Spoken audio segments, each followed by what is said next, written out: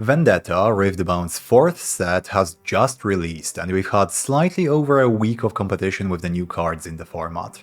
This culminated in a 500-player showdown in Ottawa, which served as the first showcase of what impact the new cards might have on deck building. So in this video, I want to examine just that. How the addition of Vendetta cards changed existing decks and created new ones, whether the impact of those cards was the same across all colors and card types, and which cards stand out from the rest, based on a sample of nearly 700 successful tournament decks. I'm Simon from Games Deconstructed, and let's get started! My approach to this was to take all the tournaments in the period from the set's release, adding up to 131, which present a healthy slice of the meta from local level play to the large-scale 500-person occasion that was the Ottawa Showdown. I then took the best performing decks from each of these tournaments, just the winners from the smaller ones and up to the entire top 32 for some of the bigger ones, and the cards present in those decks should paint us a pretty compelling picture of which of those new cards see play.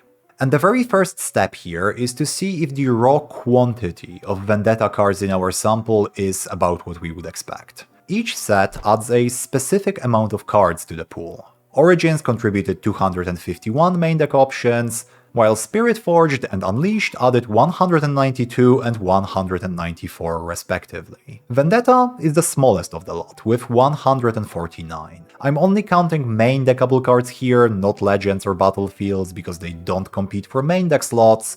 Also, no tokens for the same reason, and we'll be taking a look at main deck cards only at first, and then moving on to a separate analysis of sideboards, for reasons that will become apparent later.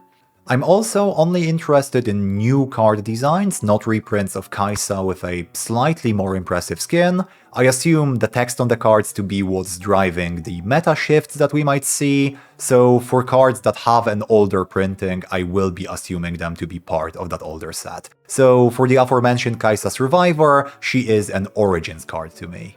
If every single set saw play according to its size, indicating a perfect balance on this metric, we would expect Origins to be 32% of cards in all decks, Spiritforged 24.4%, Unleashed a bit closer to 25%, and Vendetta at 19%. Is Vendetta at 19%? Slightly lower than that. 14.7% of cards in our 682 decks are Vendetta originals. This suggests that the set's made a slightly smaller splash compared to its size, at least initially. There is a couple of subtleties to this, of course. Testing new cards is incentivized in these early days of the meta. You might decide to check out the Porobot plus Swain plus Ride the Wind combo for a week or two, and then decide that it was fun, but you'd rather stick to some older tech. This usually inflates the play rate of cards from a new set a little bit in those early days, but there can be another trend working in the opposite direction, where players might wait for a bit before adding new cards to existing decks, either waiting for those cards to prove themselves a little bit, or alternatively waiting for their singles to ship. With those two trends working in reverse, I'm not gonna say with confidence whether that 15% number that we see now is going to be higher or lower another month in. Another area of subtlety that I would like to concentrate on here is that those new cards are not evenly split. Their presence is going to vary across Legends and colors. So let's take a look at Legends first. On a broad level, the table on screen can show us that Legends from each set have a higher than expected percentage of cards from the same set. This is not unexpected. Each set includes Legends that combo with the mechanics introduced in that same expansion, and for Vendetta that's going to be stuff like the Empower Matters mechanics, in the form of Ambessa or Mel. No less importantly, new Legends bring with them signatures and chosen champions, which is often between 4 to 6 guaranteed main deck cards coming from their own set. For Vendetta, that effect is slightly less present than it is for Spiritforged and Unleashed. 28% of cards in Vendetta Legend decks are from the same set, compared to over 30% for Spiritforged and Unleashed. And this could spin me into a broader tangent on flow and burn playing a little bit better with cards that don't specifically mention these keywords, but I think I will stop there. As we zoom into specific legends, we find that Vendetta representation is increased by the percentages of the new legends. Ambessa at 52% and Mel and Zed over 30%. Interestingly, Kennen is a bit more measured in that regard. The champion unit, 3 copies of Lightning Rush and often Tentacles bring it to about 23% Vendetta, but it utilizes an overwhelming quantity of Origins cards for the most part. In terms of colors, it's going to be a reflection of Legend stats to a degree. Body Order decks have the highest percentage of Vendetta cards, undoubtedly boosted by Ambessa, though Fiora's also experimenting with some new cards like Rampage or Key Barrier. The newly introduced enemy color pairs in Fury Calm, Mind Body, and Order Chaos are gonna be one-to-one reflections of their Legend stats, so they are also slightly more Vendetta focused.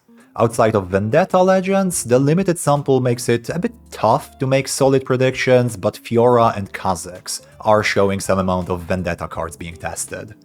Before we jump into specific cards, let's take a look at card types first. Where Vendetta makes the biggest splash is units, 17%, followed by spells, battlefields, we are adding battlefields here, and gear. Unsurprisingly, we see a trend I often talk about surface again here, in that Origin spells are really hard to dethrone. I'm talking about cards like Defy and Charm, Stacked Deck and Ride the Wind, Sabotage and Hidden Blade. Simple effects, often just a single line of text introduced very early on in the game's lifespan, remain a steady core that most decks build around. We'll go through each of those categories one by one, looking for notable Vendetta additions, but before we do, if you're enjoying the video so far, consider leaving me a sub, I will greatly appreciate it. Thank you. For units, the top 4 bits of Vendetta hotness are Akali Silent, Gust Monk, Tailcloaked Matriarch, and Shadow Order Disciple. Akali gets a bit of an unfair boost here from oftentimes being the chosen champion in her namesake deck, but she's also found home in Irelia with some efficiency. I've even seen her play in Yasuo. Gust Monk and Shadow Order Disciple found good ground in purple decks looking for a 2-drop replacement. Gust Monk is an overall upgrade over what might have previously occupied that slot, likely Tide Turner, which is the most exciting if your deck also plays Hui, but without there being movement synergies, the Monk is an okay top deck in the late game, bringing some immediate might to the board. Shadow Order Disciple is a more synergistic early game unit for decks that want to stuff their trash, and the bonus might is not without merit as well, allowing it to attack favorably into opposing 2 costs. Tailcloaked Matriarch forms a 2-card package with Fizz, and since purple decks already play him most of the time, it was easy for them to make space for the Matriarch as well. For spells, I'm gonna gloss over Lightning Rush, as it's a signature, and it's followed by Temporal Breach. A very welcome sight to my eyes, as I've tried to make Portal Rescue work in Origins to very limited success.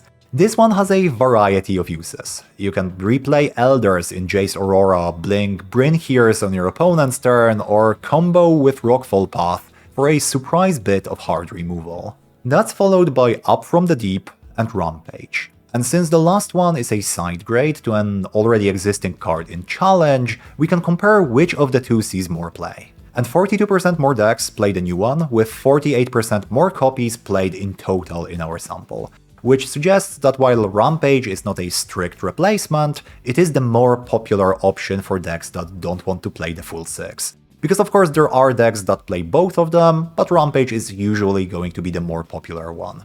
For battlefields, the top performing new ones are Sunswept Tomb, Heisha, and Risen Altar. And for gear, where the set didn't really make a huge splash, it's Porobot, useful as is in Ornn, and playing decently well alongside Swain and Hui. Followed by Plateworm Egg, primarily in Jace, and then a very limited interest in Pendulum Blade and Tools of Empire. Sideboard Inclusions is where things get even more interesting.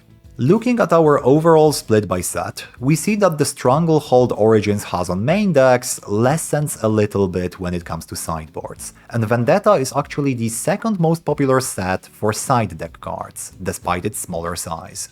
Again, the motivating factor of testing out new cards comes into play with doubled strength here, because the barrier to entry on putting a new card in your sideboard is even lower than it is for the main deck, so even for very stable builds, you might see that happening. But there is another factor here, a design-specific one that also comes into play. Vendetta introduced with it cards specifically tailor-made to be included in sideboards, and I'm talking about decrees. These are spells built to counter specific enemy colors, so you don't really want to play them in the main deck. And indeed, out of the top 5 Vendetta inclusions in all sideboards, 3 are decrees, of Strength, Insight, and Focus. The other 2 notable inclusions are pieces of Gear Hate, Ravenbloom Prefect, which is the clearest Aurora answer we've seen, and Brittle Steel, which fills in the gap in red wanting to kill a specific gear without having to pay the hefty cost of Thermal Beam. Across all sets, these are joined by older pieces of Gear Hate. It is a trend that people want to put Gear Hate in their sideboards pretty much always, in Salvage and Disarming Rake, as well as Abandon, which is not a piece of Gear Hate, but it's also kind of slightly situational. Decree of Strength remains as one of the top 5 most popular sideboard inclusions overall, suggesting it fills a worthwhile role in body deck sideboards. We will have to keep an eye on which cards appear or disappear from this list come RQ season, because that's when most of the dark technologies brewing in the background will be revealed to us. Hope you've enjoyed this early look at Vendetta's impact on the metagame. Let me know in the comments what's your single favorite card from the new set. I've been Simon from Games Deconstructed, thanks a lot for watching, and a special thank you to the Patreon supporters over at patreon.com/gamesdeconstructed.